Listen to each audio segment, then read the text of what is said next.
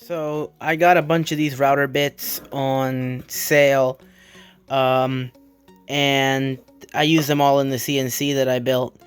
And normally what I'm doing is I just take them out of the package, put them back in the package, and it's not that convenient. Especially like this guy doesn't really have a way to go back in the package. So I'm thinking today we can make a holder to put all these tool bits in. Um, what they do have in common is that they're all 1/4 inch shank sizes. With this guy being this exception, I think I accidentally purchased this when I bought all these at one time. So, but yeah, I think I just picked that one up on accident. So I don't know what we're doing with this. It doesn't even fit in my router. Might have to store that one away. But the rest of these guys have 1/4 inch shanks, and I think we should make a holder to put them all in. I'm using Autodesk Fusion 360 to model up the tool bit holder, and then I'll also use it to generate a cam that we will feed into the CNC machine. This is just an overview of me making the actual tool or modeling it up, and then I'll show you it being run on the CNC next.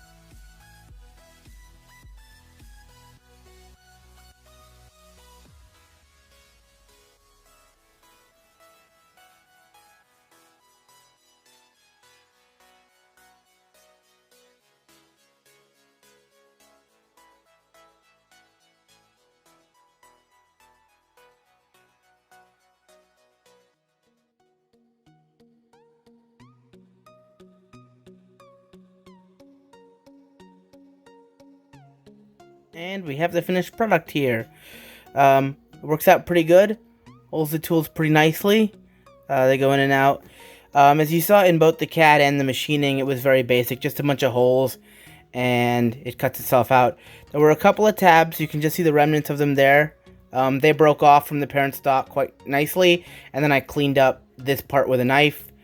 And then it puts a chamfer on there. On the first part I ever did with the machine was this pinning tray, and I had it put a chamfer on there. I ran that, but the chamfer came out really anemic. I don't know if that was a Z-height mistake setting on my part, or if I just had the numbers for the chamfer too low. So on this part, I did crank the numbers up quite a bit, as you can see. It's almost too much chamfer, but I kind of like the way it looks, and it does help making these parts go in and out a little bit easier. And then, so as you can see, if you watch the CAD real closely, there were 12 holes in that one, and there are only 11 in this one. And the reason for that is that this was my first attempt at it. Now this was no fault of the G-code or the CNC itself. It was my mistake. I clamped it down incorrectly, and I looked at it and I said, I gave it one of those, it'll be fine, and it wasn't, as you can see. Essentially only this side was getting proper clamping. This side was just out floating here like this. And as anyone will tell you, trying to shorten a diving board with a pole saw, this began to jump all over the place as it got around to that part. So I had to cancel this part, and then I did it again in this one, but the leftover material I had was not long enough to get another version with 12 holes. So I shortened it up a bit, but I think it came out pretty nice here. Holds the tools really well. Now, if you guys want to see anything else on this project, I know a lot of times people want to request seeing other parts made, or the CAD. They want to do. If you want to see an overview of all the CAD work in detail that it took to make this part, I can make a video on that. And if you want to see a detailed walk around and explanation of the machine that cut this itself, it's an MP-CNC. So it mostly printed. It's a DIY machine, and I can do an overview of that as well in a different video. Just leave a comment below, and I'll see you guys later.